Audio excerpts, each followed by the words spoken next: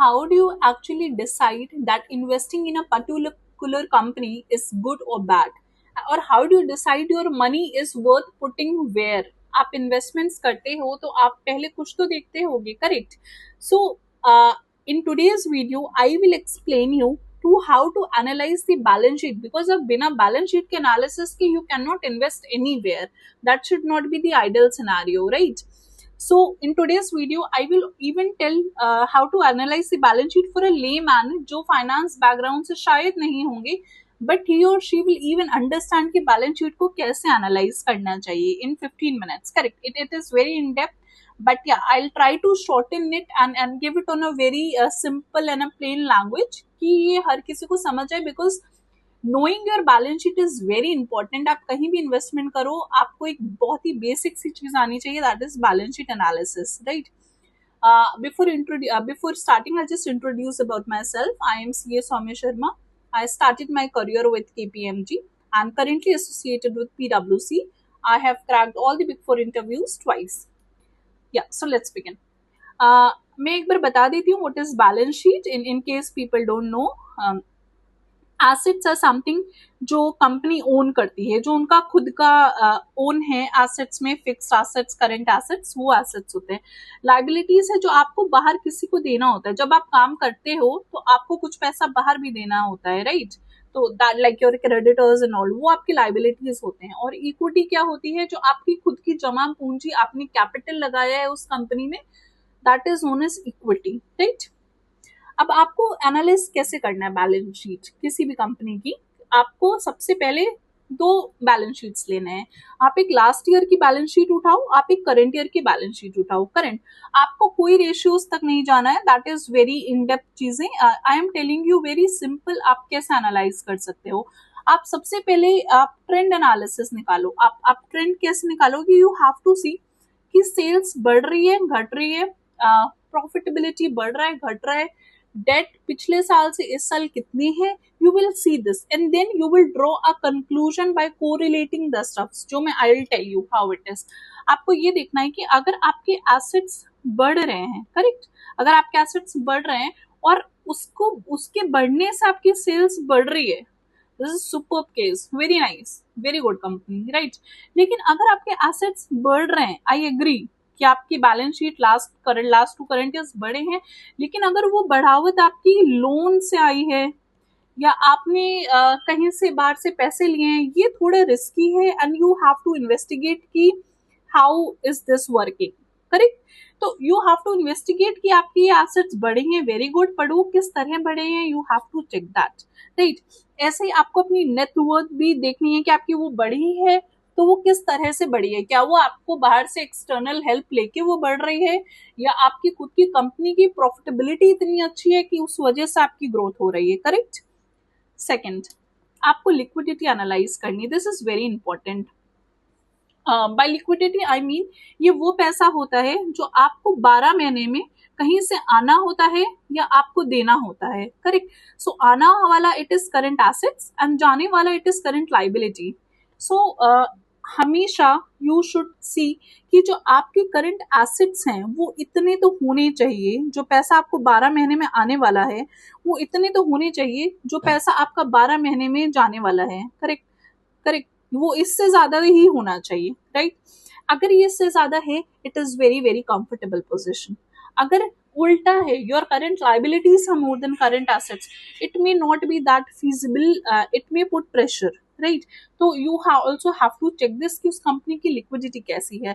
अगर उस कंपनी की लिक्विडिटी अच्छी है तो वो अपने जो भी नियर फ्यूचर में करंट एक्सपेंसेस होने वाले हैं, सॉर्ट ऑफ करंट लाइबिलिटीज है, नॉट एक्सपेंसेस, करंट लाइबिलिटीज है उनकी, वो इजिली मीट आउट कर लेंगे without altering any other segments of balance sheet, right?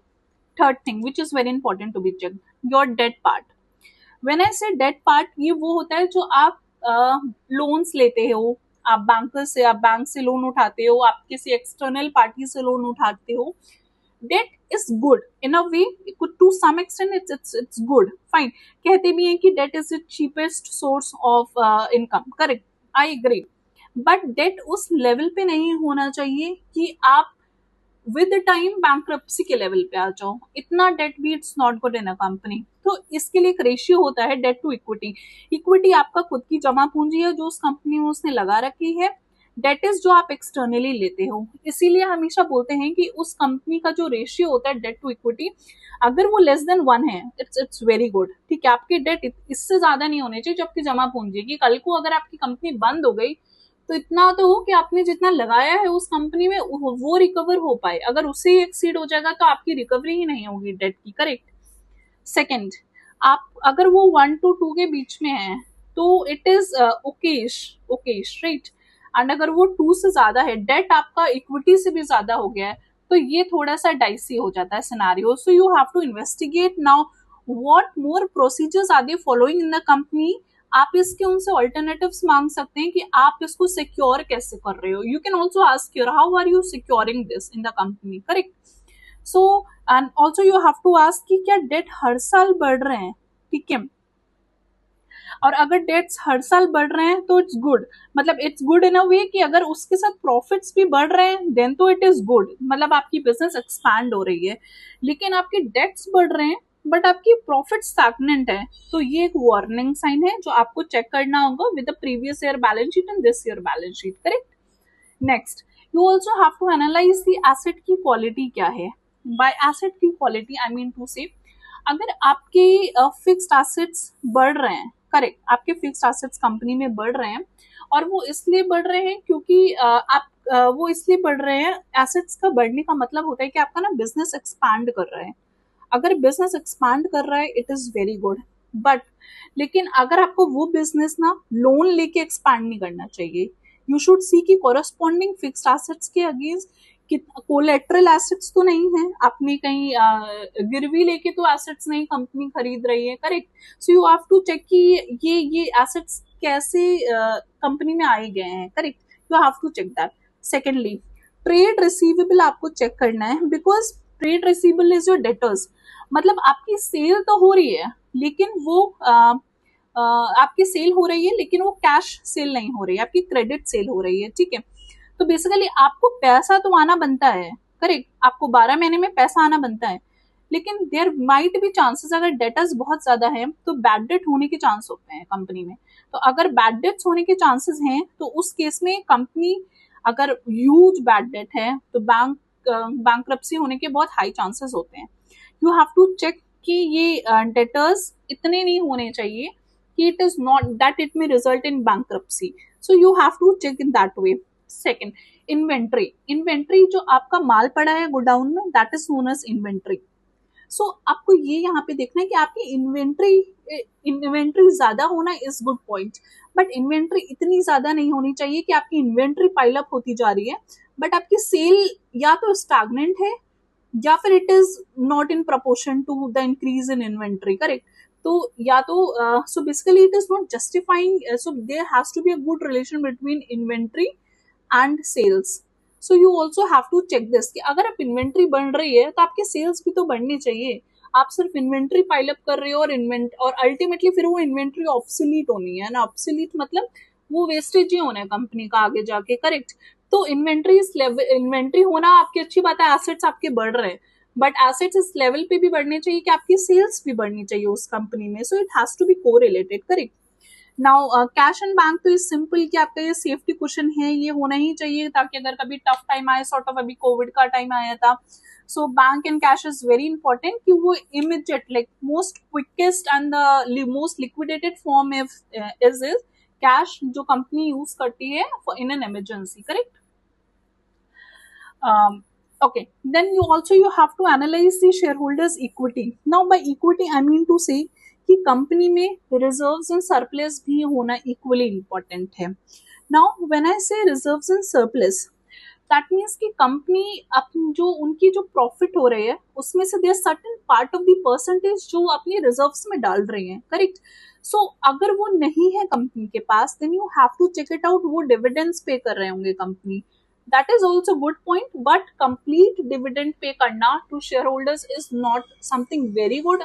I personally feel you should always have some part of the percentage जो आप recurring basis पे अपने रिटेन्ड प्रॉफिट्स में डालना चाहिए, करेक्ट। एंड क्योंकि एंड आपके कभी कभी आपने देखा होगा कि आपकी जो नेटवर्थ है रिजर्व्स एंड सरप्लस वो प्रॉफिट होने के बाद भी डिटोरिएट हो रही होती है। So in that case you will have to check कि कहीं बहुत ज्यादा डिविडेंड्स तो पे नहीं हो रहे हैं आपको, और कोई प्रायर का लॉस है जो सेट ऑफ होते चले आ रहे हैं, फॉर सो लाइक कुछ एडजस्टमेंट्स होते हैं जो आपको पूछना पड़ेगा कंपनी से कि why your net worth reserves and surplus are sinking. So ज्यादा होना is very good sign, stable है तो you will have to investigate the reasons, and if it is decreasing obviously you will investigate the reasons ki why it is lowering from the last year, right? And few of the red flags, this is my favorite area which I love to see when I audit, is something ki what are the red flags in our balance sheet। आपको ये देखना है कि आपके date हर साल बढ़ रहे हैं क्या, अगर बढ़ रहे हैं तो वो जस्टिफाई कैसे हो रहे हैं, करेक्ट। इन्वेंट्रीज पाइल अप हो रही है इस लेवल पे कि सेल्स ग्रोथ जस्टिफाई नहीं कर पा रही है, so there has to be a relation between sales and inventory.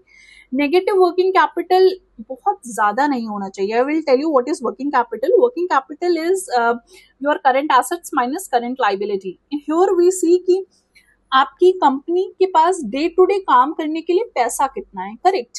तो वो पॉजिटिव होना चाहिए। बेसिकली आपको जो आने वाला है और जो आपसे जाने वाला है ऑब्वियसली ये पॉजिटिव ही होना चाहिए, करेक्ट। अगर ये पॉजिटिव होगा तभी तो कंपनी अच्छा वर्कआउट करेगी। बट इसका मतलब ये भी नहीं कि कैपिटल एसेट्स बहुत ज्यादा होने चाहिए। दैट मीन्स आप फिर अपने जो आपके फंड्स हैं वो आप इफेक्टिवली यूज नहीं कर रहे हैं। So it has to be positive. But अगर ये नेगेटिव भी है for so up to a certain level it is also workable, but there cannot be a drastic difference between both, right? Receivables good है, होना चाहिए, ठीक है। आपको business expand करना है, you will obviously have to give your services, maybe your goods on credit basis, but it cannot exceed a long duration। बहुत लंबे समय तक ऐसा नहीं होना चाहिए कि that your बहुत लंबे समय तक ऐसा नहीं होना चाहिए कि आपके वो डेटर्स ही पड़े हुए हैं एंड आपको वो रियलाइज ही नहीं हो रहे हैं। So basically it turns out to be a bad debt. So ultimately this will lead to a big question mark. You will have to investigate this, ठीक है। कैश बैलेंस डिक्लाइनिंग हो रहा है continuously year on year. You will ask the reason why is this declining year on year, just a reasoning for it, okay. And अगर share holders equity आपकी खुद की जमा पूंजी जो ओनर्स हैं उसके कंपनी के, ठीक है, अगर उसमें गिरावट हो रहा है यू विल आस्क कि why is it decreasing, why is this happening, right. So yeah this was it. I will bring even more sort of such videos where I can actually deliver my I want everybody to be equipped and aware about the finances. So yeah, thank you so much for watching and all the very best.